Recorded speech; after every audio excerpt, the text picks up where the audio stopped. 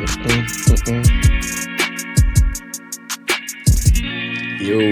Yes, sir. We here. We live. What's we back. up? You know what I We mean? back. We back. We Chief back. Dreamer in the building. You know what I mean? We doing the thing. I love that beat. It's one of my Got favorite it. beats I ever made. It just make you wanna. No, for real. I love that beat. I love that song that I made to that beat. It's great. And I made it about a famous woman. I love it. Who the famous woman? I'm not gonna say her name, but it's just we would just be hanging out, and I just didn't like her energy because she would want to hang out, but then when we hang out, she would be complaining, and I'm like, yo, I don't really like, I don't like I don't need to deal with your attitudes at brunch. Literally, the name of the song is "Attitudes at Brunch." Like, I don't need to deal with your attitude at brunch, like, and I don't, you know what I mean. And you said you broke the rule again. God damn it! We started off the episode with another nightmare. What I do? You gotta say it. Say what it is. No, I texted it to you. No, I'm not gonna say it, but I definitely texted that to you. I said, bro, you got to get that done. You did not get it done again. It's okay. It's all good, man. Oh, okay. It's all good. It's all good. It's all good. I just remembered. Feed into the stereotype, G. Feed into the stereotype, G. I don't care, bro. It's all good though, bro. I ain't even. It ain't for me. It's for them. But I'm just saying. Hey, they rocking with us, but listen, I'm not taking that shit out. Oh yeah, of course. So man, how you feeling, bro? I'm good, man. No complaints. Actually, just been enjoying the weather in California. Although today it was rainy a little bit, but I'm glad it's it's been very rainy. Like the fire season happened, and then pretty much since the fires happened, it's rained at least like twice a week. So it's been very interesting because every time it rains in LA, it's like flash floods. It's not like a regular rain. Mm-hmm. Like when you driving down the street, like literally I was driving home, half of the streets in the valley flooded and it rained for like an hour. So, that's kind of what it is, but it's been good. It's refreshing. I love the smell of, freshly cut grass and rain, and they cut the grass and stuff out in front every week. So it's always like nice to walk out and be like, that smells good. It reminds me of Chicago. Cause it don't rain that much here. It really don't rain that much here. Like it might rain. Like honestly, it's rained probably more in the last 3 months than it probably rained, last year or the year before that. So it's nice to actually get that. You one of them guys that your cologne palette is musk and ember and probably all of the woods.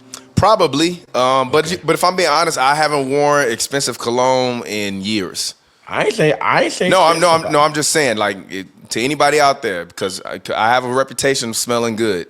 So if you ever see me, like, yo, what are you wearing? I'm always wearing something very cheap. Yo, check this out. Yo, what? I do. I got a reputation smelling good. Why you hating? What did you talk about? You act like niggas. You act like I'm supposed to be like, yeah, niggas see me and be like, yeah, he stink. Fuck out of here. Get your ass out of here. He said, well, He trying to trip on me today.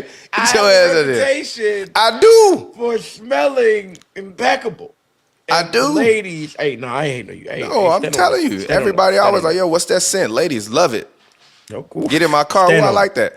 But it's actually like a very cheap brand. I used to wear like expensive cologne like YSL, but every time I wore YSL, somebody would break into my car.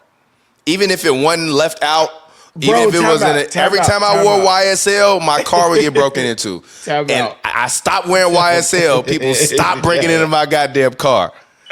I just remembered all of the car chronicles. Gee, man, my car is Hey, yo, I love that car. I've had some great memories of that car, but that car is insane. My car got stolen by heroin addicts, and they took my YSL. They was running around downtown LA smelling impeccable. I want you all to understand that this man called me and said my car was stolen, and then the next call, like everything was it was never like 5 updates. It was always one solid update, and I'll talk to you later. So he'll be like, my car was stolen, and then we won't talk. And then he'll come back and say, they found my car. I'll keep you updated. And we'll hang up. He said, they trashed my car, and it was stolen by heroin addicts. I could not believe that shit, bro.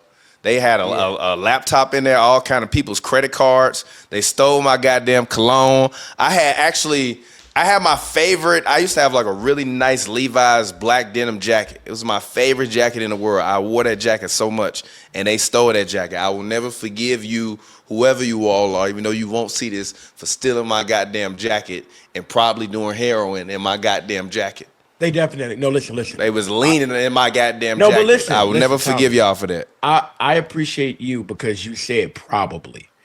They did heroin in your jacket. That's just there's no problem. Dirty Mike and the boys, man. Dirty Mike and the boys. Mike and the Dirty boys. Mike and the boys. If y'all ever seen the other guys, y'all know what I'm talking about. Yeah. So I'm feeling good, bro.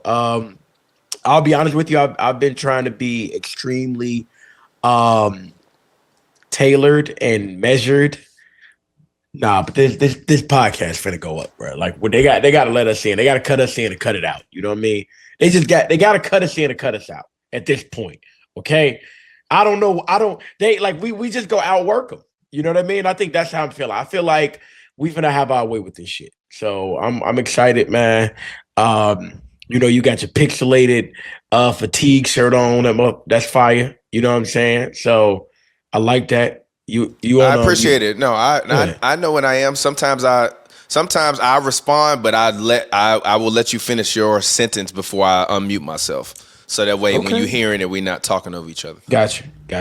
Yeah, but no, I like this. I really like this jacket, although I don't wear it anymore. I only be wearing this stuff on the show because I'm like, all right, I got to look presentable. When I do Hoops and Brews, I be usually be in a hoodie. Like I really you gotta run that hoodie. You got to run the suit jacket and the turtleneck back. Oh no, I mean, if I would have known you was gonna wear a fit today, I would have put it on. But it's all good. I'm gonna show up in a suit. A couple times, looking like TPJ Smith. TPJ Smith.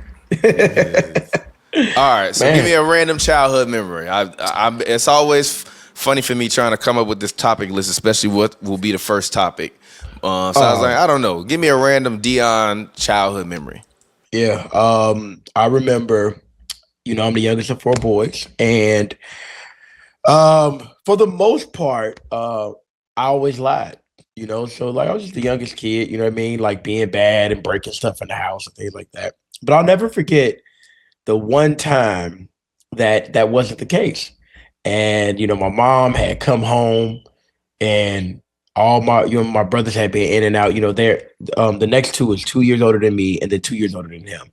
So when like I'm, elementary school, you have like right about to graduate elementary school and then high school, and so they with girls and all that whatever.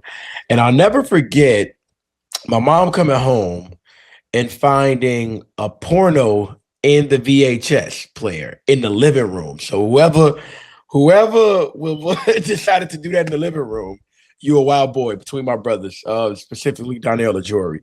And I'll never forget that my mom asked them who did it, and they blamed me.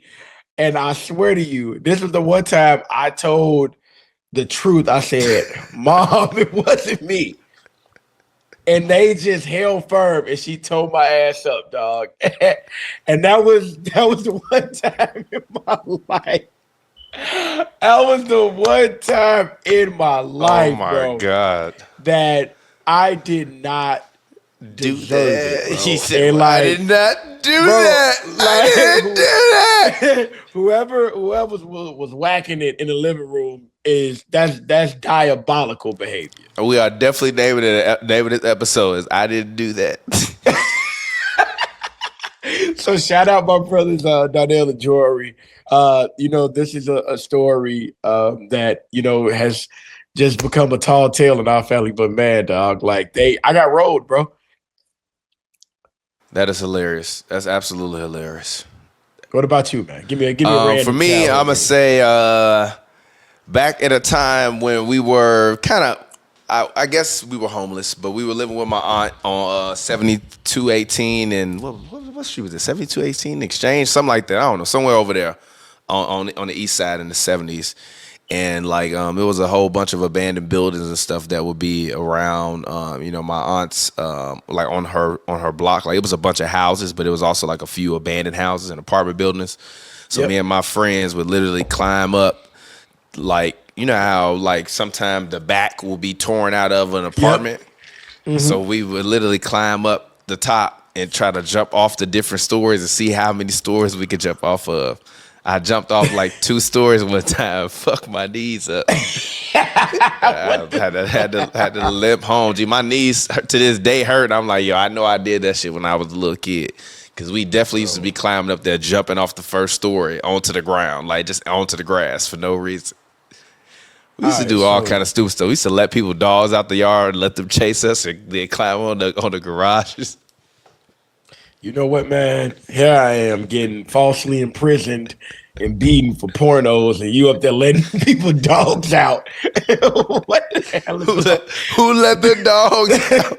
They can do a parkour off of half a 2 flat. What the hell is wrong with y'all, man? That man said, I bet I could jump off the 3rd floor with regular human legs. That's crazy, bro. That's crazy.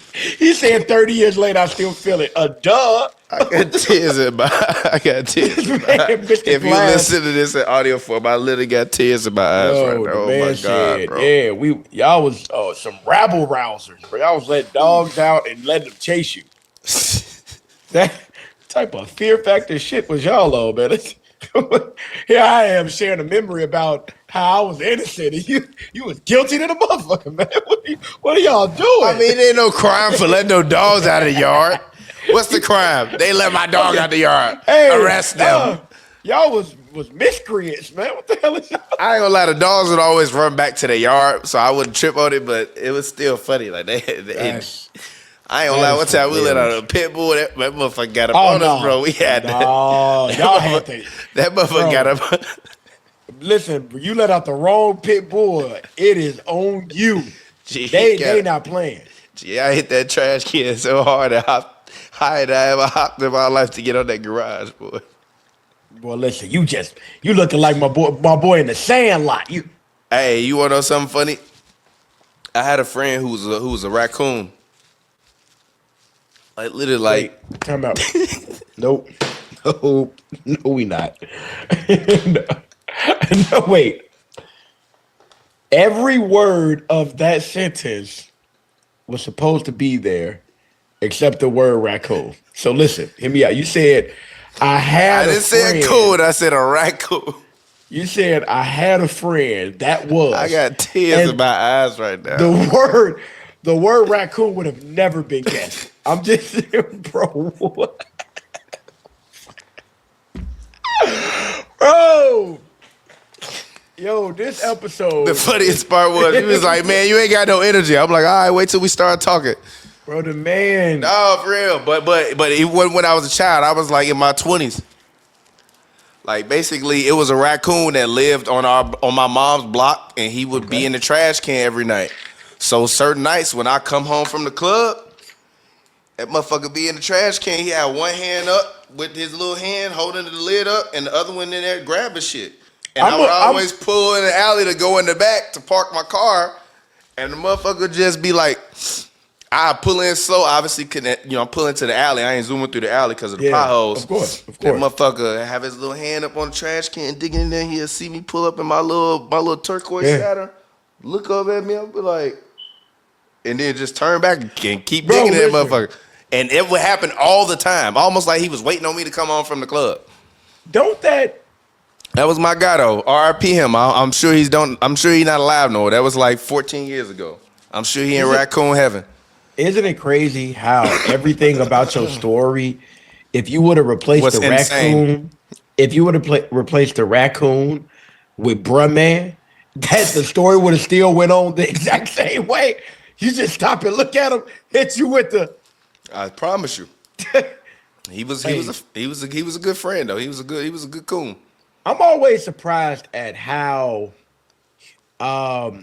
human like raccoons are. Like they have like real hands. They temperamental than a motherfucker. You hear me? They're not playing. They're like, hey, listen, playing. I'm not gonna lie to you. I'm gonna be out tonight. Get your ass in the house. I'm gonna go through your garbage. Don't interrupt me. You better not. Okay. I ain't gonna lie, I got another raccoon story. He was not a friend. childhood memory though. This one is actually a childhood memory. So my mom had this, amazing friend who was a fellow teacher. R.I.P. Miss Peggy. R.I.P. Miss Peggy. Beautiful white We love you. lady, We love you, beautiful Miss Peggy. soul, loved us. So she liked to do shit like go camping and on road trips. So Okay. we took a road trip to Toronto before, but we also Yep. took a road trip to like, I don't know, somewhere in Wisconsin, like where the woods was. And one Always time we was Wisconsin. like, and we was in the woods, and we had like a little cabin. We like go outside and go do something. We come back in, we in the room like watching a Disney movie or something like that. I'm a little kid. All of a sudden we just hear clank, clank, clank, clank, clank. I'm like, what is that? We all get up, everybody's scared. Clank, clank, clank. They go in the kitchen. All we hear is a scream. We go in the kitchen. It's a raccoon just in the motherfucking kitchen with some pans, like clanking them together and shit with his hands, like holding them, clanking them together. I'll tell you, G. I don't know how this happens. How, you remember Waterboy when Lawrence Taylor was like, which brings me to my next point, kids. Don't do drugs. No, I'm for real. I'm dead ass. You can ask listen. you can ask my mama. I'm not lying. I'm not Bro, lying. I About don't the know cabin what- thing, I'm not lying. About I the don't know. about the one with the garbage can, I'm not lying either, because I ain't got no reason to lie about it. I don't know what Republican ass Why is raccoon- he in the trash can every Why- night at 2:30 in the morning? Why are y'all going to Wisconsin like that's a place people like to go? No, Okay. actually, you know what? You wanna know something funny? You wanna know something funny? What? No. Because actually, I believe this was the same trip. It actually might have been one trip. It was a long trip though. We took, but we went to Benton Harbor, right? Yep. But you remember when they had whatever racism type of event that happened in Benton Harbor, like in like the early 2000s, right? Yeah. So we pull into like a Denny's or someplace with like a thing. They see us, but they won't serve us, right? They serve the white people because we was in two different vans. So they served the white family because my mom's friend Peggy was white. So like they served her family, but then we kept pulling up and they just wouldn't serve us, right? So my mom, we finally pull up from around the drive-thru or something like that. We with my cousin, and then my mom's friend pulls up, and my cousin like, man, I feel like we around Benton Harbor or something. Then we communicating. And then my friend's mom, she pulls down the window. She's like, this is Benton Harbor. And then we was like, we gotta go. So we got immediately the fuck out of Benton Harbor. If you black, never go to Benton Harbor. So yes, you're right. That was a very I'm not gonna lie to you. great trip I can though. tell. Great trip though. Niagara Falls was incredible. Like one of the most incredible things I've ever seen in my life. So, shout out to Toronto, shout out to Canada. All right, let's go ahead. This man said all of your shout outs was not even related. This man shout out raccoons. No, shout out no, it's shout a out through. Six God. It was a through line with all of that. No, because on the same trip we went to the cabin, we went to Benton Harbor, and then we drove up to Canada, and we went to Toronto. We drove through Toronto, I believe, and then we went to Niagara Falls, and then we came back down through Buffalo and New York during the same day of the New York blackout. Boy, you just an unlucky motherfucker. Like, I know, that's like some Forrest Gump type shit. Hey, you ride past. Hey, literally, all the radios and shit and the broadcast is like, yo, everything went to like emergency stuff, and then they start saying that there was a blackout in New York City, and that was like when New York blacked out, and whatever year that was. Yeah, that's crazy. That's crazy, man. Yeah, that was in 2003. I can't top the racist raccoon banging pans in your kitchen. You know what I mean? Like that. Listen. I don't know if he was being racist or if he was saying like, yo, it beat people in here. Y'all ain't make nothing. Hear me out though. Get your ass in the kitchen and make some food. Nah, I feel like he saw a black family and a white family together, and he was trying to bring attention by banging the pans and say, hey, y'all need to separate. So I think for me, I feel like he was uncomfortable. He was racially uncomfortable. He said he was going to be the only black and white thing in the cabin. Okay, that is hilarious. I'm just saying. Yeah, watch out for them racist raccoons in Wisconsin. It's a thing. Yeah. So Young Thug, He's not going back to jail. The judge Yeah, today ruled, I guess, that he wasn't going to go back to jail. yeah. But Young Thug, you know, Here's the thing. there's just a Let, lot oh, of let, lessons that I just don't necessarily feel have been learned. But I will speak to and let you speak I about that. I I would like to explain something to all of my people out there who are on probation. Sit down. Shut up. Lock in. The hell are you doing? Okay? We already lost you once to the system. We don't want to lose you again. Whenever you feel like there is something related to court cases and related to your case, related to violence, or related to any potential breaking of the law, don't say shit. Don't say nothing. It ain't gonna benefit you. Okay? I want nothing more than all of us to be free. But it's listen, you gotta get out your own way, okay? So if you're on probation out there, first of all, we already know probation is not for the faint of heart. It's not fair. You be on probation 35 years after serving 1 year. Come on, man. Come on, get it together. I can't argue with nothing you just said. I just think that the problem is, and you know what's funny? I encountered a situation this week where actually it was last week, but it kind of bled into this week where I could have just been overtly confrontational about something that I saw on the internet. Yeah.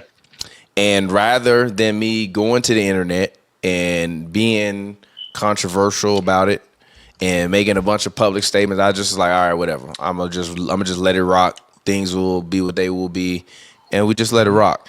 And one of the biggest reasons people ask me all the time, like, why I got rid of my Twitter. I got rid of my Twitter because I don't need it. Like, I have enough public forums to speak. I don't need to be posting all my thoughts.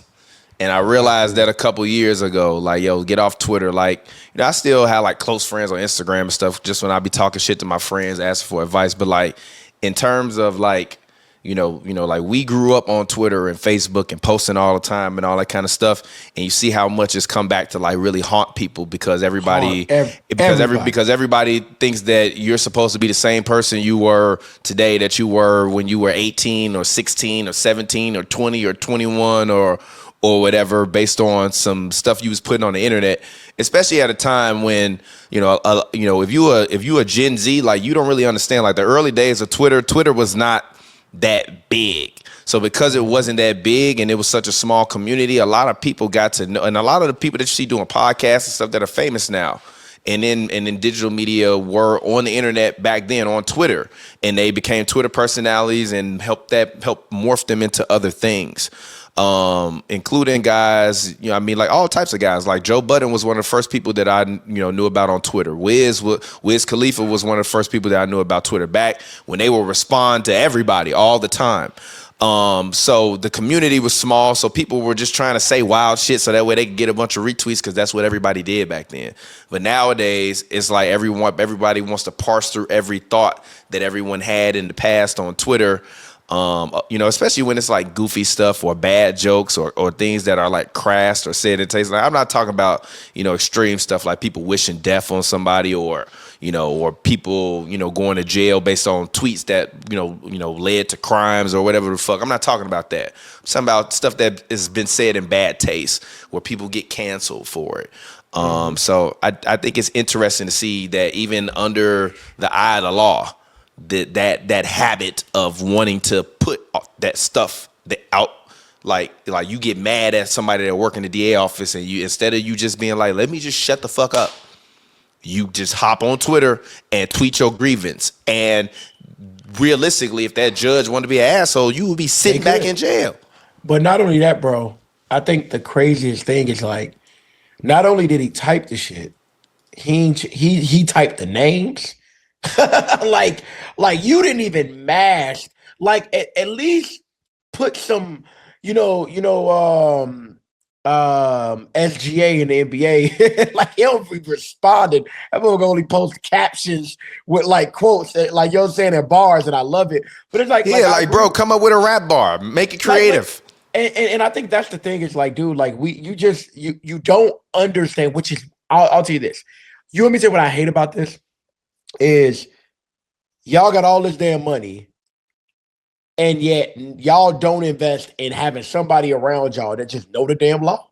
That's it. It's like literally, before I do something, hey, Brian, tell me. Well, no. Well, look, he could have technically been sitting in a room with his lawyer, and his lawyer could have said something that made him mad, and he could have got on his phone and You're tweeted absolutely that right. shit. Yeah, So I'm not even you're trying to right. be argumentative. Nah, you're That's right. not You're gonna right. stop nothing. Like, literally, his Okay. lawyer could have said this Poked a person hole in in that the shit. DA's office was like blah blah blah blah. He like, man, and then and then the lawyer's like, what are you doing? Nothing. Nothing. Nothing. Hey, Delete that yo. shit. Hey, tap out. Delete all of that Hey, shit, Peggy. hey, Delete that shit. they always do it. We always Like, say nothing. gee, my phone got Say hacked. All nothing. right, bro. Okay, man. All right, bro. All Yeah, nah, right. we both, that was easy. We both think he's stupid. Yeah. So Fucking moving on, idiot. let's talk a little bit of tariff mania. We don't have to get too much into the details, but I mean, I know you. I don't know if you import goods, but also I heard that apples, and I don't know. Maybe you can confirm this or not, but I heard that apples get grown in America and then get shipped to China to get glazed and then get shipped back. Is that true? Some of them. So, That's insanity, G. That is um, insanity. You're you've shipping never, apples you've never across had the your, sea to glaze them? you've never had your apples glazed? I don't. Nah, I'm just saying, bro. Like, what are we doing here? No, What listen, are we doing here?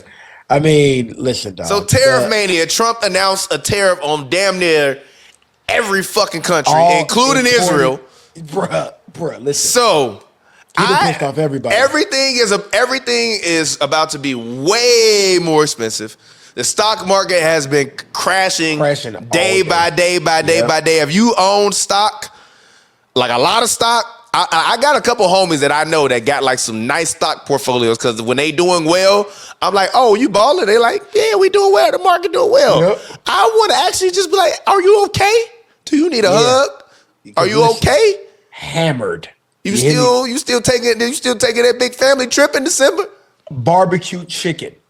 They already started layoffs. Stellantis started layoffs as a result of the tariffs. Yep. Yep. A couple Yep, automakers did. I think it was 900 absolutely. layoffs today. Yeah, nah, bro. It's about to get spooky. Scary hours, man. It's about to get spooky. I mean, it's already And getting spooky. Like you saw, I don't know if you saw, but Richard Sherman's house got broken into while there were people inside.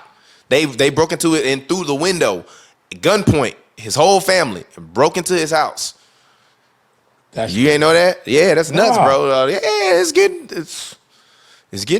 hard out here. Trust me, I know. I'm firsthand living. It's hard out here. I ain't gonna lie, man. It's It's time to hard feel. out here for a pimp You ain't when know they yet. trying to get the money for the rent. You ain't know yet. It's starting to feel real Hunger Games ish in this month, for real. So if you just see me on social media, hit you with one of these, just know it's a tribute that's about to happen in this month. I promise you, 'cause it's getting crazy. Dude, like you gotta know, like you ain't noticed that like all of the Armageddon movies. You remember like back in the 80s and 90s, it was so absurd. No, not even. No, The it's here. Yeah, We, dude. we're Now literally building Skynet. now the Armageddon movies, about 80% of the shit is happening in real life. And then the end is like some fantastical shit. Everything else is like, oh, okay, yeah, that happened in 2022. Yeah, nothing about this shit is fantastic or entertaining to me. It No, is not at all. fucking madness. It is And, madness, and I yeah. pray for the people that are, that don't have enough skill to be able to navigate throughout this world. It's a tough world. It's a tough world, Listen, man. It's a it's tough real world, out and here. and the messed up part about it is it's the old people that I'm really worried about. Cause like the younger people, whatever they can Yep. rob, steal, do whatever they need to do to get where they need to get to. It's these older folks that are 60 and up that they rely on what they spent their life paying into. So, seeing it potentially going up in flames, and then not only that, but everything is about to cost 10 to 50% more, I Yep. think it's about to get real spooky, man. I pray for the world, man. I really pray for the world. Definitely. Yeah. Definitely. For real. Speaking of that, cost of video games. You're a dad. How much it costs for your son to get the new system and 2 games now? Hey, bro, Back listen. when we was kids, what would it be like? $300 total? It'd be new Like if you got a system. new No, system and yeah, 2 yeah, games, about new system 2 350 or something. games, new system 2 Yeah. Yeah. games, and an extra controller, maybe 350. Because first of all, you remember a controller used to come with it. You hear me? A controller don't come with them no more? I don't think so. I'm being real. I don't think so. Because I But saw the check this- Nintendo Switch is like $450 now, which is crazy. First of all, look, Bryson thing is Roblox. So, dog, I'm getting, Them Roblox bucks is woo. bro, I'm getting bent over the knee, boy. Okay, do you understand that them motherfuckers be knocking on my door saying, "Where's our money?" Okay, they got motherfuckers in velour jumpsuits just riding to parents' homes saying, "Where's our money, dog?" I just want to say shout out to my homie Caribi. He's one of the executives on music at Roblox. Shout out to my Hey, guy, man. hey, shout out, brother. Holla at your boy. I need a discount. Okay, how about that? How about you get your music making ass talk to Dion because I need help. Okay, I'm fighting for my life here. Okay, I can't even get a damn Subway sandwich. All of it's going to Robux. Okay, you good? Yeah, I'm sorry. I had the Laker game on in the back. Austin Reeves just got his ass yammed on by Moses Moody. I mean, he yammed on his ass. Good Lord. I'm glad. I Okay. wish that was LeBron he would have dunked on. But whatever. I think Hey, the bro, you cost of gotta video chill. games is number one astronomical. I have not owned a new video game system since the PS3. Okay. Literally, I have not bought a video. Well, you know, I think I bought 2K24 on the PS3, and then I was Okay. like, "Yeah, I can't play." You got to this give no it up. more. Yeah, I do me a favor. Can like we my back- PS3 barely cut on these days. I just Can used we- to play can we- Blu-rays. Can we look in the back and rewind and reverse back to that damn LeBron dig? Chill out, my boy. Okay. What Thank you mean? He's That not was my crazy. goat. He's from Chicago. He's not my goat. It's all good, but stop with the hate. He can be your goat. He's not my goat. You wishing somebody get dunked on that wasn't even Yeah, I right didn't say there. I want to get hurt. I said I want to get his ass yammed on. Hey, bro. chill out. Down, he literally tomahawk dunked on. That would have been Yeah. incredible. When Yabusele dunked on LeBron in the Olympics, I almost ran out of my house. I bet you did. It was one of the greatest moments in sports history. Smelling like fresh cut grass.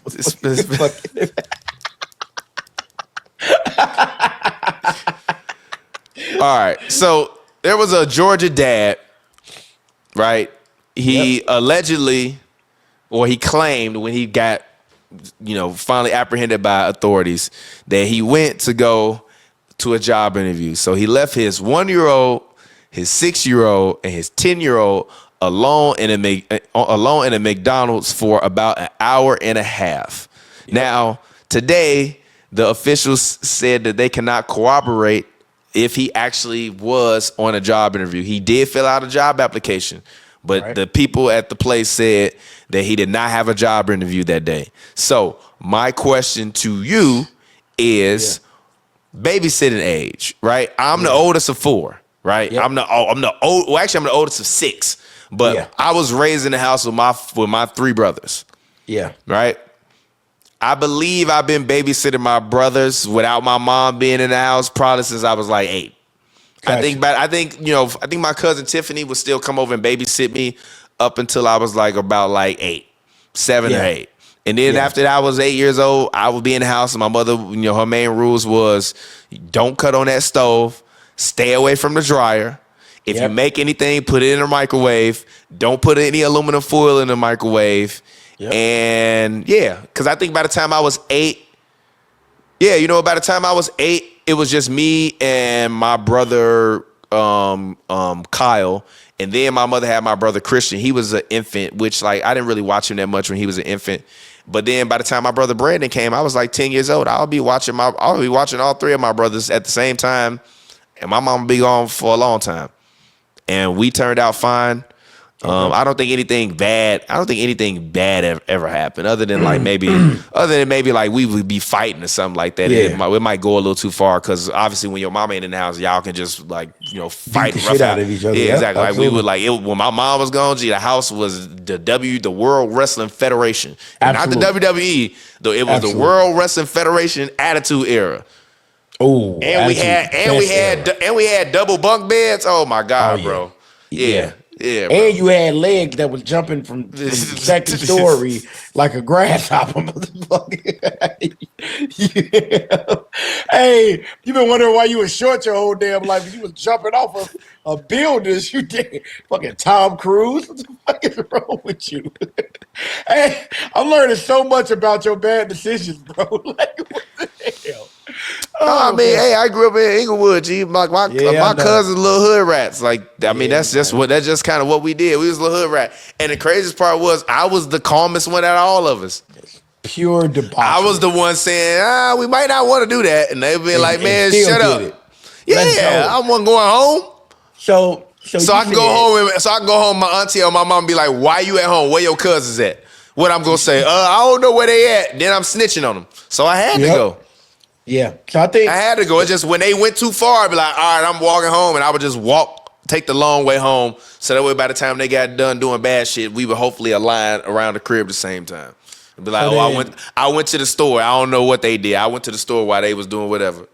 So what's your Oh my babysitting god. age for today's world? I'm not gonna say it publicly because I don't want to get arrested. I'm gonna say, yeah, I 'cause think it it's a lot. depends. I think it depends. I think it depends on how many children. How Because many I children? think it's a difference between babysitting and a kid being left at home alone. Right. I think babysitting age, But hear me out personally, though. You was 8, babysitting though, age. so I was 8, but like hold on. No. we come from a different era, bro. Like we come Right, from a so- different era, bro. Like right, I but- like if I told my daughter to go outside, I'll put it this way: when I was 8 and my mom let me go outside on my bike, she just told me make sure you come in the house before the lights come on.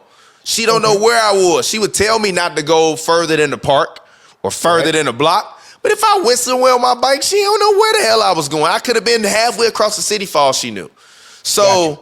this is not the same day and age where people just let their kids go out. You got an air tag on them, all kind of this or that. They got a cell phone, an air tag, a GoPro. The Yep. bike got a chip on it. Your kid can't go and do nothing without you knowing where they at unless they really good at being sneaky. So it's not the same thing. So back then we had more independence. I feel like we were more ready to like make mature decisions. I don't know if I would trust the 8-year-old in the house by themselves today. So They might be on YouTube watching some videos on how to put slime in the microwave or cook slime on the stove. You Shout come out. back, your Yeah. whole house blown up like they in there making meth or some shit. Shout When I out, was a shout kid, you had 4 movies on VHS and 6 channels. When the movies went off, it's time for y'all to go to bed. Go tell your brothers to get in the shower. Make sure they get in the shower and make sure they get in the bed. And call me when they get in the bed. And that's what will happen. I don't trust 8. Bryson is 8 right now, and he definitely would be looking up slime in the microwave. That's number Yeah, one. G, you come back home, the whole crib, spy yeah. versus spy, but he's pointing and the whole house gone. Fact. So I would say 13. You feel me? These day and Babysitting? age, I say 12. Yeah, 12, but the kid that they babysitting got to be like I need to know your around like read. 7 or 8. I need to know your reading and math scores for the 12 to get approved. I'm sorry, bro. I need. And I will say this. Yeah. On my behalf, to be fair, I always tested in my classes. Like my grades was terrible my whole life, but I always tested in the top 5, 10 percentile in the state. So I just will say that for the most part, except for my Exactly. ACT, So if you would've got arrested- except for you my would've got arrested, ACT, you because would've I went did to not the care band about my school. ACT score. I literally was doing it. I'm like, yo, I just want to pass this shit. What you get on ACT? I think I got a 19. Okay. I just wanted to pass it though, literally. Facts. Facts. You know what? I think I took it again and I got a 21, but it's still like to me, it was some people that I knew that I did not think was that intelligent that I saw get like 28s. I'm like, that shit, that's how I knew standardized testing was bullshit. I'm like, gee, I'm helping you with your homework. How the fuck you get a 28? Oh, somebody's bitter. I ain't bitter. I don't care. I graduated college with honors. I'm fine. Hey, my boy. But also, I will say Stop this. yelling. I will say this. I did not plan on going to college, so none of that shit really mattered to me. Like, I never thought I was going to college. I always said since I was like 14 and my mom bought me that camera, I was going to graduate high school. I was going to move to LA. I was going to get a job working on a film set, and I was going to work my way up and be a filmmaker. My mom made me go to college. She is literally the only reason I went to college. Okay. Which I thank her in retrospect for making me go, not because it looked good on a resume, but because my resume looked so good because I went to college and I learned so many different skills. Yep. And I'm also glad that I didn't go to the college that I originally got admitted to, which was Columbia. I'm so glad. Going to Columbia probably would have been the worst mistake I ever made in my life. I would only know how to do one thing. Shout out Columbia. Don't get me wrong. A lot of my best friends they went to Columbia. Hey, but most we of don't them, care. most of them just kind of do one thing. Yeah. You know what? A few of them do a couple, but like, Don't matter. you know what? All my really creative friends do multiple things, but like the majority of the people that I know that went to Columbia just do one thing. Ooh, At AI, they taught us how to do everything. Ooh, mic drop. Just saying. I'm just saying, you know what I mean? And shout out to the Navy.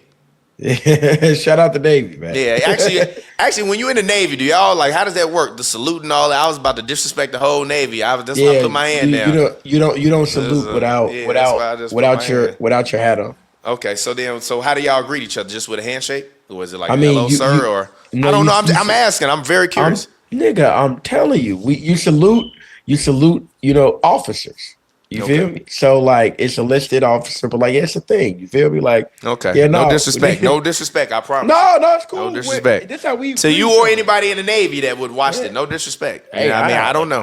I'm out. I'm okay. I'm a chief dreamer. You feel me? Okay, that ain't my gang anymore. I'm chief dreamer, sergeant of arms. I'm sorry, sergeant of dream arms. That was okay. That come, yeah, hold on, brother. You did it play the crickets? Do good dope. Did it play crickets? It said you do good dope. Oh, okay. Okay, all right. Well, actually, that's good.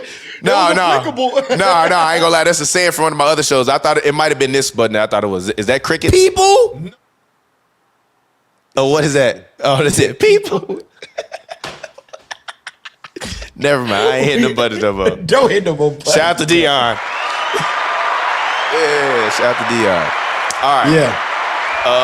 So moving on. What song got you in a chokehold? We already know.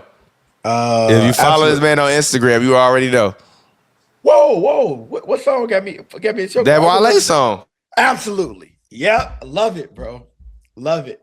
It's just the vibe, bro. I'm gonna be real, dog. Like I think he's starting to get back in that bag, bro. You could tell when like an artist find a pocket again, and he got Wale has a feature on Friday's album. And when I heard it, I said, "Oh, wait! It sounds like Wale might be popping back out." And then when I heard Blanco, I said, "Oh yeah, he back." You can hear it because the good thing, what I love about like artists that are very very like serious about their shit, man.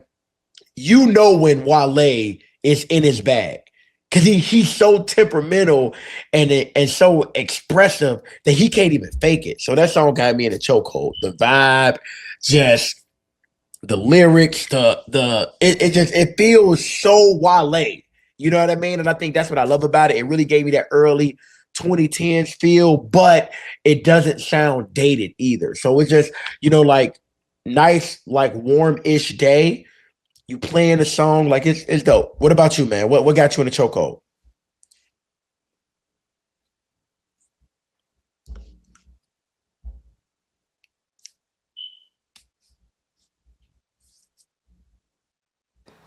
I'm sorry, I was muting my thing because I was breathing. I was like leaning to the mic and I'm like, oh, I'm breathing, man, heavy. My bad. But if you actually look at like my plays on my iTunes, that Kendrick and Cardi Mojo Jojo, that song is top plays. And then it's another song by by this rapper named Glock Boys TJ and another rapper by the name of Baby Grizzly from Detroit. They both like some street rappers, but they got two songs. One's called Politics and Promo, and the other one is called Bag Moving. Those are two incredible songs. Free Baby Grizz, man. Speaking of Young Thug, Baby Grizz got out and kind of made some unfortunate decisions and then went right back to jail right when he was like starting to heat up. So, I pray for Baby Grizz that when he get out again that he can, get back to it, because he's still young, I think in his mid-20s. So he's not like he's going to be locked up forever. I think he's going to be in there for another couple years. But he's still, they slowly been, trickling out verses that he been doing, even though he's been locked up, I think, for a year and a half now. But I still think Baby Grizz is one of the best rappers. Now, I will say this. I've been very conflicted lately because I don't really listen to a lot of rap no more. Because I'm just tired of like hearing about all of the death and the destruction and all the other shit. Yep. But I will say, Baby Grizz is one of the few rappers that raps about violence, which if you actually look at his rap sheet, he might actually be a violent person. But he makes it sound so motherfucking hilarious. That man said, "Where your crib at? We gonna spark it up." What? Spark it up is crazy. That my chick look like Gina, but I'm in a Martin truck. All right, bro. I'm like, all right, bro. Free Baby Grizz, man. Shout out to T Grizzy, man. Shout out to all of the rappers, man. I hope all of the rappers that are doing extra stuff will just stop with the extra stuff, bro. Because like at the end of the day, you gonna lose more money than you would ever make with all of the extra stuff. Period. You're gonna lose, and you're gonna be sitting in a box. Like, you know what I mean? It's a lot of people lives, especially, you and I knowing it's been from Chicago, the domino effect of, when things go wrong, especially because of these rap songs or Glasses Malone will be mad at me for saying that, because we always argue about do rap songs cause violence, and he says no, hip hop doesn't. Hip hop is just a mirror. I partially agree with that. It is, but sometimes you look in the mirror and say, yo, I'm about to go knock somebody's head the fuck off. Right. So, I just pray that the rappers keep evolving, because we seeing all these guys go to jail, get locked up, seeing all these reports about Ricos, all this stuff every other time. Like, man, at the end of the day, it really ain't worth it, bro. Once you on, try to figure out how to stay on and do the right thing, because that's really what is worth it. And not to mention, man, I mean, Chicago got these young boys, like these young rappers in Chicago, they are really walking shit down. Like, man, so that's why, like, that's why I don't speak about it. Man, listen, like, that's why, really, honestly, like, I really hope that, like, man, they see it as whatever's your way out. You know what I mean? But, like, I agree with you, man. Like, seriously, because the violence, the Ricos, the disrupting lives, being gone for years at a time, and your life being taken away from you either, by hook or by crook, man. You know what I mean? Sentenced to 75 years. All of that stuff is crazy, bro. It's absolutely insane.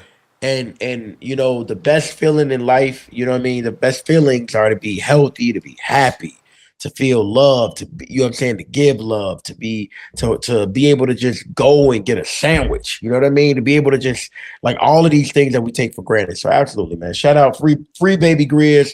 But come on, man. Stop messing up, man. Come on, because we need you to spark up in a good way. Don't spark up no houses, brother. Okay? No more sparking up. I don't even know what it means. It's making me nervous. Okay? I'm a taxpaying citizen. I don't know what we're talking about here. I think you're talking about like a blunt, but I mean that's why I said that's what I don't know. We'll see. Hopefully we won't see. But Tracy McGrady said that he doesn't believe that LeBron can play 1-on-1. Doesn't believe LeBron would be a good 1-on-1 player. LeBron. Now I will say this: the fans.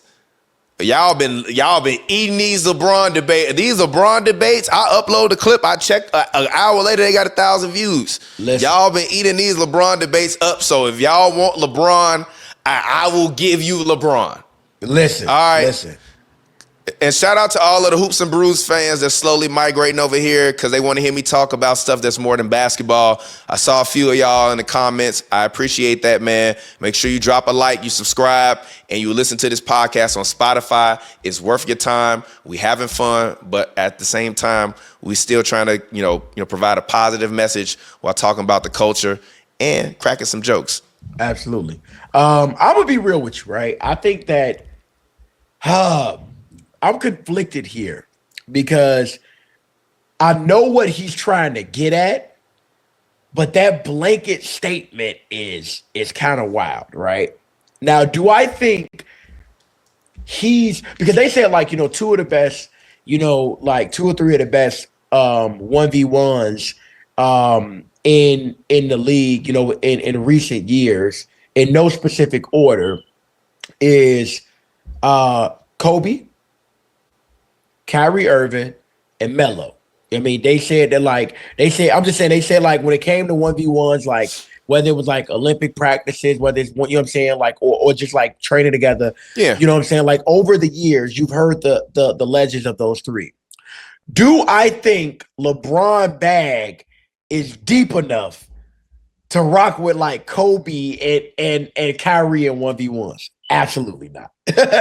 Listen, Kobe, like his 1v1 game was stuff of legend. So like I'm not even even as a LeBron James fan, like I'm not even going, like I feel like LeBron would get cooked by Kobe in a 1v1. Saying he can't play 1v1s is crazy. Like and that's why like I just don't, I think it's so absolute. You know what I mean? But then it's wild because like I ain't gonna talk crazy about T-Mac. Because listen, other people got recency bias. Those that know, okay? Gee, this man said, I think he would get crushed. Listen, he didn't even say like, yo, he not gonna be. I think he would get crushed. Yeah, I think he'll get crushed amongst guys that are actually in the NBA. And I'm sure LeBron will tell you that because his game is naturally built for 5-on-5. No. Come on, G. Bron putting you in the post, bro. No. Bron can run right by you. Bro, he's so ridiculous for saying crush, bro. That like, damn, T-Mac. Hey, he clipped. That's clickbait. Like a motherfucker. What? Bro, crushed is crazy. That's crazy. Hey, bro, what the heck? Hey, I'm not gonna lie. Stay off the weed, man. That's hilarious. Come on, bro. Come on, Mac. Come on, Mac. Like, bro, he's utterly ridiculous for saying crushed. Yeah, that's crazy. Crushed? Yeah. But all right, speaking of that, another controversial take. Yeah. I think it was Marcus Morris Sr. said that Kawhi strikes more fear in the hearts. Crazy. Than Steph Curry. Crazy. Now, I will say this. I love Mook. I love his brother. They've always been very, very kind to me. They've always answered my questions with respect and been very, very just kind to me in general when I'm around them in the locker room or practice tunnel, whatever. Yeah. Always A1 guys. But you're lying. Yeah. You're lying, G. Facts. That's a lie. That's a lie, bro. Facts. Why you say that? That's not true. And we all know it. Hold on, bro. Are we talking about that man? I'm a LeBron fan through and through. Let me explain something to you. It's okay. But let me explain something to you. That baby-faced assassin, okay, in the Bay Area, okay? The Bay Area boogeyman, okay? You better stop playing when you're talking about a man that has to be guarded one step inside half court, okay? That will put you in so many screens. Your legs are gone, okay?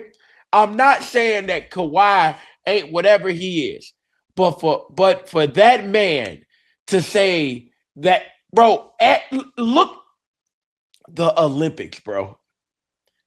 The Olympics, dog. Do you, dude? No, I mean, look, I've been the biggest Steph Curry celebrator for forever, but I also, as I've said, I've covered a lot of NBA games, a lot. And I've covered a lot of Steph Curry games. I've spoken to Steph Curry after games. I've spoken to Steve Kerr, Kevin Durant, Klay Thompson, All right, reel it all in. of them. Reel it in. No, I'm I ain't just talking saying. none of them. You ain't put me on, so chill. No, but I'm just saying, as a reporter, I've actually put the time in to study the game and be there at the games when, especially, Kawhi and Curry was playing each other. Like, there is no comparison. Now, I will say this.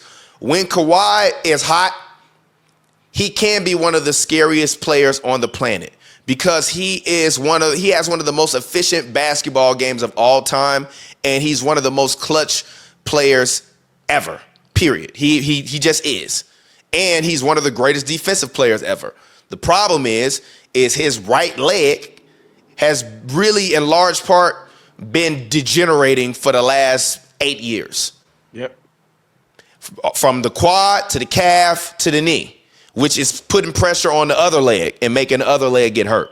So Absolutely. when he catches lightning in a bottle, he's incredible. Absolutely incredible. But you don't worry about Steph Curry catching lightning in a bottle because he is the lightning. He's living Going on Mount all Olympus. around. No, he's striking thunder and lightning all around the globe. He has the lightning bolt in his hand. He was Zeus in Paris. Bro, listen. All due respect to Mook and Kawhi, but there is no player in the NBA to this day that strikes more fear in an opposing team than Steph Curry because you cannot game plan for that when he is hot. He hit 12 threes the other day, had 31 points in the first half, hit 8 threes in the first half. How can you game plan for that when usually you have Klay Thompson firing off, and now you got Jimmy, who's a way better offensive player than Klay Thompson, not a better shooter. But if you talking about, I need a bucket to win the game, I'm giving the ball to Jimmy. Bro. What are we talking about? Bro. I fuck with Kawhi, but no. I disagree wholeheartedly with him even saying that, bro. Everybody, listen to me. Everybody saw the massacre in Paris, bro. Okay? What I love about that dog is I love undeniable moments in anything. I love when something is so captivating that it strikes like a chord with everybody around the world. For that moment in time in Paris, dog, the man cooked in front of the world. Cooked, bro. I said, oh yeah, I can't. You know what I mean? Have you watched the documentary series on Netflix? I watched part of it. You got to finish it. Did you watch the last episode? No. I'm saying. Oh yeah, they take you all the way inside of that game. You gotta watch it. One of my favorite quotes. Cinema. One of my favorite quotes of the year. What did Katie say? He said, oh, they said that. He said, y'all been together for 4 years. What you gonna do when Steph get the ball, bro? What you gonna do? Pray, like Batum said. Sometimes. Oh, actually, I ain't gonna spoil the documentary for you. Go ahead. But nah, bro. That's L take, bro. L take. Yeah, absolutely. I ain't mad at that. But you had a specific topic you wanted to hit on, and I'm curious what this means. The topic was too long to fit all them words. Absolutely. Got to keep it nice and short so that way when you see it, you know what's on the thing. But you wanted to speak about black affluent intentionality and capitalism. So absolutely, I will, as we get ready to round out the show, open the stage to you to speak about it, and then we can discuss what you're talking about because I don't even know what you're talking about. Exactly. When I speak about black affluent intentionality in capitalism, what I'm saying is all of those black people who got bread. You feel me? And why you need to be intentional in capitalism, why you need to be intentional about where you're spending your money, where you're putting your resources, what are you building? And we got to stop this. We got to stop with the lack of committing to something better. You know what I mean? When you think about rich people, when you think about rich black people, you know what I mean? How are they making sure that they can create more black affluent families and households and people? And so I just think that there has to be some type of intentionality there. How are you in your, if you have a business, in your contracting, you know what I mean? How are in your job creation? How are you making sure that you're being intentional so that the wealth building can occur. There is no wealth building. If there is no job creation, then what are we doing? There's a statistic, a SBA statistic. According to the SBA, I believe the stat is 96% of black founded companies in America have one or less employees. And so what that says to me is we don't got a problem starting, we got a problem building and continuing and being intentional about that growth and being intentional about where we place investment and time and energy and making sure that, okay, if there's a Dion with $1 million, how can I create two more families with 500,000 and another one with 250,000 and another one with 100,000 and another one with 50,000, another one's with seed money at 25. It's more like really like being intentional. So that's what this was about. It's really about making sure that when it comes to well-off people, well-off black people, we're being intentional in this environment with our money and our capital and our influence. Oh, I really like that statement. I really like the story. I mean, I'm not gonna lie. Like, it's funny. I think about it all the time. Like, if I wasn't an entrepreneur, I would probably be happy because I've spent so much. I've spent hundreds of thousands of my dollars and sweat equity time into building businesses over the last 8 years. Ones that fail, ones that send me into debt, ones that I haven't had enough help on, or ones where you get people that say they want to work and then they never want to work. Like, the one thing I give you credit for, and the reason why you and I, we so cool, and why I believe we relate to each other, is because you and I have a similar work ethic. You know what I mean? Gotcha. Yep. And even to the point where, even when it comes to being demanding, like, I'm usually the hardest worker in the room. So it's hard for me. I mean, it's not hard for me. I want to take that back. I want to switch the way to where I said that. I'm usually the hardest worker in the room. So it's always interesting when I see someone that will try to match my energy and my stamina, and then they were like, all right, you need to work harder, or no, let's work as hard as you possibly want to work because I'm ready to work. And that's the one thing that I will say, with you, but definitely I can agree that, being a black entrepreneur is terrible. You don't get any help. You really don't get any help. You don't, and I'm wrong. I've actually, it's ironic. Like, my friends are always like, yo, you always get people interested in giving you money to build businesses. I'm like, yeah, because I have good ideas, but it's like, not every idea and everything that I create is gonna work. Yep. But I've created enough things that have worked, and I've managed enough people that have become stars to where I know that it's just a matter of me continuing to manifest things that I want to do. And a lot of people are like very scared to try and do different things, especially as like black businessmen, because like I said, it's really tough. Like, even in LA, I think the statistic is that like more than 90% of the average people that live in LA have less than $500 in their bank account and less than $100 in their savings. Mm-hmm. So like, we are really fucked up out here just in general. Mm-hmm. And this is one of the most affluent states in the world and one of the most rent expensive places in the world. So even if you think about that, like, if rent out here, minimum is $200 to $2,500 in most places, like, you still got to be making some solid money to be able to live out here. But it's a fine line between you having, like, disposable income to the point where, like, that's why I never get mad at black people when people are like, oh, he like to drink, or he like to hang out, he like to party. I'm like, yeah, but do he work? Because if he works and he works hard enough, you could say like, oh, save all your $400 so that way you can eventually buy this $1 million house you want. It's like, yeah, but now that means I ain't got no quality of life and all I do is work. And that's and it's unfortunate, but that's really what a lot of our community is kind of left to choose between. So there is really no room for you to be an entrepreneur. But like, there have been many of nights where I've not eaten because I've had to pay for bills for some of my businesses. And it just boils down to, that's just the reality of it. And I have a ton of friends that have money that will invest in stuff of that's black and not black. But the ones, the black ones will, definitely do right by me. And the white ones, they'll help me connect some dots, but they usually never cutting a check, if that makes sense. And like, a lot of people, and I love black business, and the reason why I keep starting businesses is because my media business has been successful. Like we've generated a lot of income back when we was, back like 5 years ago. And it's still going, it's still getting 250,000 views a month. Why would we stop? And it's been black owned from day one.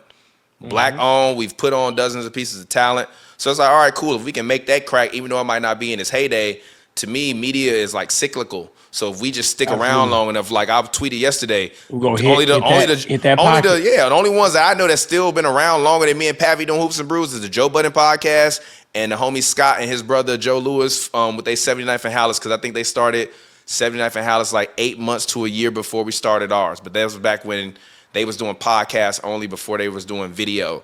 But they literally were the genesis of Hoops and Brews because they didn't like Pavy's hot takes. So Pavy came to me like, yo, let's start a podcast.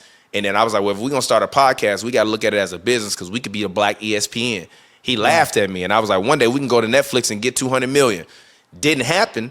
But just the thought of like, we could be a black ESPN and try to go get 200 million. I was like, that's worth the try and all the hard work. And even though we fell short of that 200 million, we've created a lasting impression across the internet. We're respected as reporters. And like the sacrifice as a black business owner to me has been worth it. And the toughest moment in my life as an adult in terms of business was when I had to lay off my team of 17 writers when we had this big contract that it didn't get renewed. Because even though they were making small amounts of money here and there, they relied on that money. And I made sure that when they did the work, they got paid for it. Sometimes even early, because I was appreciative of them doing good work. And I feel like that, it's hard for us to really kind of come by collectively. So I really appreciate that speech because as someone who's on the opposite end of like, you know what I mean, of like the failing portion or not even failing, just learning lessons, trying to keep it going. Cause like, my businesses are still going. To me, they might be in their down periods or trending upwards or whatever, but like they're still moving. And to me, as long as there's forward momentum, we're still moving, even though, I mentioned this to you in a text message when I sent you the views, and you was like, "Is this good?" And I was like, "You see that hockey stick? The hockey stick, when you're a creator, is a thing that you aim for, because that means that your content is going viral and it's catching on, and the algorithm is going to take it and serve it to more people because they think people want to watch it. So if they want to watch your content, they're going to serve it to more people so they can serve you an ad. So if you get that hockey stick, it's cool, but a lot of people get that hockey stick and then they do this." And it just drops completely off. And then once it drops off, they just stop. And then it's dead. For us, when our hockey stick was at 150 million views, then it dropped down to 80, 70, 89, 10. Now we at 250,000. We still going. So one day when that next deal comes up, as a black entrepreneur, I can still say I own my company. We've had multiple people try to buy it from us, buy our channel. But we kept it because we were like, we'd rather keep it and keep losing the money as we continue to invest to keep it going than to sell it and for it to not be ours anymore after we spent so many hours building it. You know what I mean? So that was actually like that was a great point. And I didn't even know what you was going to talk about before that. Absolutely, definitely, man. For real. Shout out to you, man, for keeping that thing going. That's not easy, bro. For real. It's tough. It's tough. Salute to the longevity, man, because that matters. Every year don't got to be a great year, but every year's been y'all year. You feel me? So salute to that. I don't know about y'all year, but we keep trying.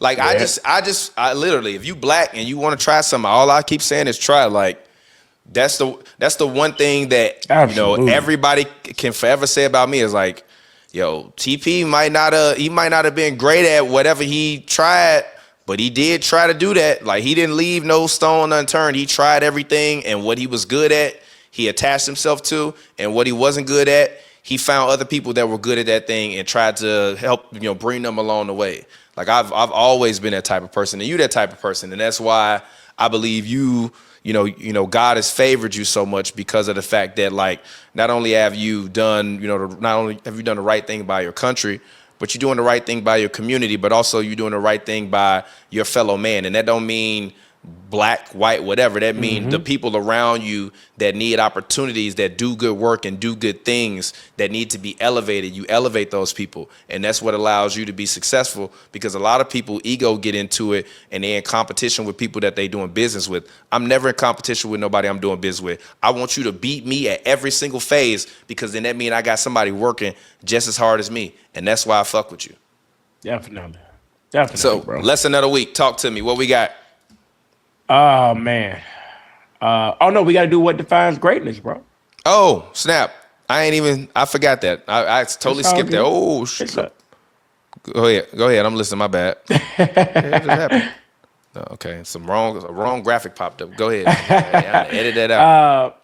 nah, man. I think when you think about defining greatness, man, I think it boils down to qualitative and quantitative mastery with tangible results. That's it. It has to be provable, but it also has to be just that you got to have that feeling too. And with greatness, man, it's different. You know what I mean? I think like when you've had a taste of greatness, even just a small little piece of it, you'll understand why the gap between good and great is bigger than the gap between good and bad. You know what I mean? It's so, you know what I mean? Like with what I've been able to do the last 5 years, man.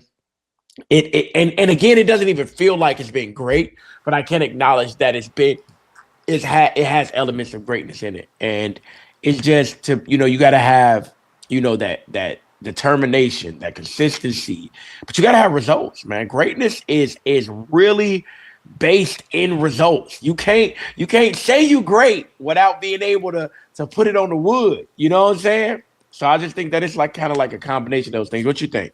No, I agree. I only became a great reporter because I was challenged, and I only was challenged because I was a podcaster, and Yep. people were like, "All right, well, you speak about this thing, but what makes you an expert?"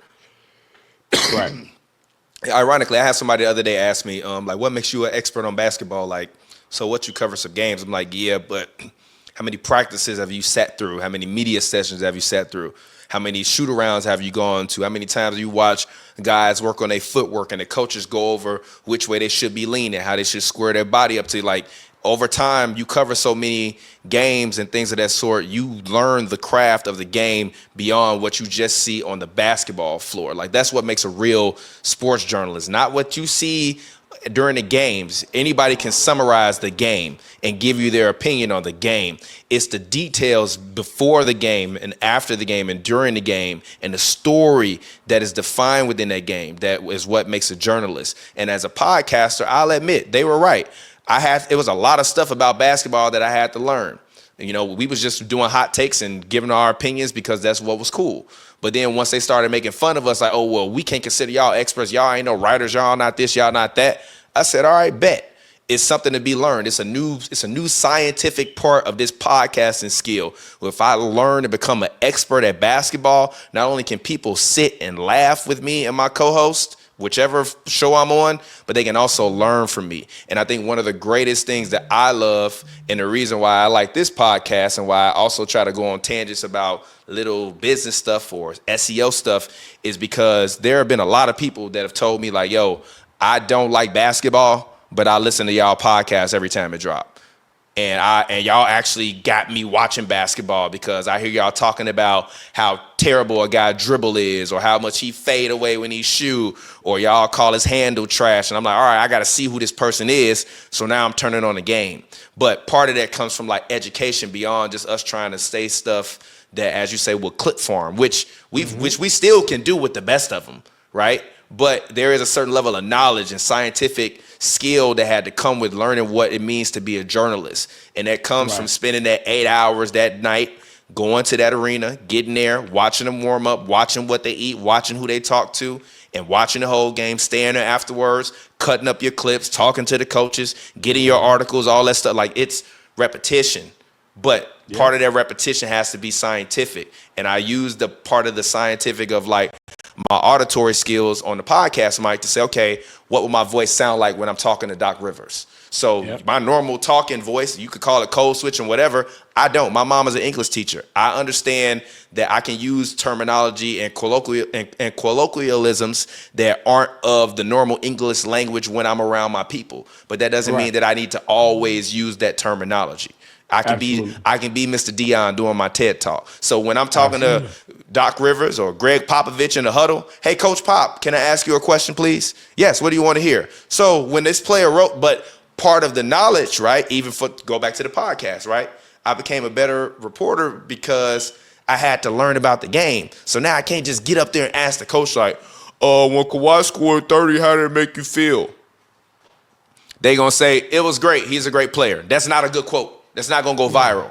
Yeah. But if you can get up there and you can say, yo, Katie, they was guarding you tough. Like, do you feel like you finally in your rhythm? And he say, man, I'm Kevin Durant. I'm 30. Y'all notice what I do. That goes viral. But you gotta be skilled enough to know. And also when you in them rooms, just like podcasts, like Jump Rope, sometimes people will ask you will have the greatest question in the world, and you next, and they ask your question, and now you like fuck, because 5 other people might have asked the other questions you had.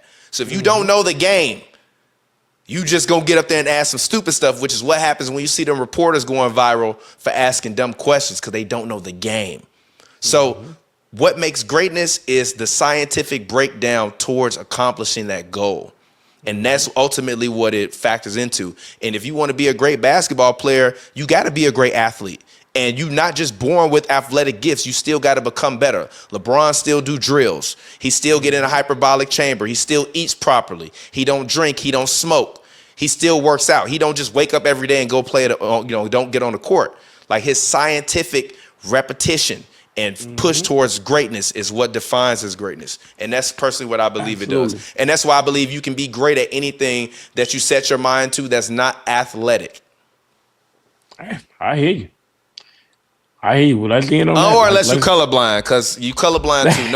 No disrespect to my colorblind people, but I got some friends that wanted to be pilots that was like, yo, I love airplanes, but I couldn't be a pilot because I'm colorblind. Yeah. Or their depth perception. Yeah. That's a disqualifier as well. So if you want to be a pilot early on, check out your depth perception. Because if it ain't tested, you're getting cooked. Okay? Yep. You will be washing the jet, not flying the jet. Okay? Don't wait till you're 25 to get that checked out. Okay? I'm just putting it out there. That's real. Hilarious. Man. All right, Dion. Lesson of the week, man. Let's get it. Oh, hold on 1 second. Go ahead. Hey, man, listen, man. Lesson of the week is simple, okay? Everybody out there, listen up. If you don't accept the lowercase L sometimes, just open up yourself for the capital L, okay? A lot of times we're stubborn. We don't want to listen. We want to try to fight. We don't want to take the loss, but sometimes you got to take the lowercase L, okay? Because, man, you don't want to get that capitalized, okay? Think back. Think back to a couple times when you took a loss. You know what made it worse? You not accepting it. You know what made it worse? You trying to avoid it. You know what made it worse? You trying to do everything you can except acknowledge that you didn't have the outcome that you wanted. So the lesson of the week is simple. It's okay to take the lowercase L, okay? Now, when it's capital, it hit different, okay? When it's capital, it hurt more. When it's capital, it stay around longer. It lingers, okay? Take the lowercase L, man. You'll thank me in the long run. That's the lesson of the week. All right, and my lesson of the week. What is my lesson of the week? Let me think on this for a second. I would say my lesson of the week this week is approach everyone with the same grace and kindness as you would want to be approached with. And that doesn't mean treat people how you want to be treated, because you can still treat someone with a similar level of respect, but that doesn't mean that it's a graceful level of communication. Absolutely. And even it could be something as simple as, and that's the difference between a hey and a hello.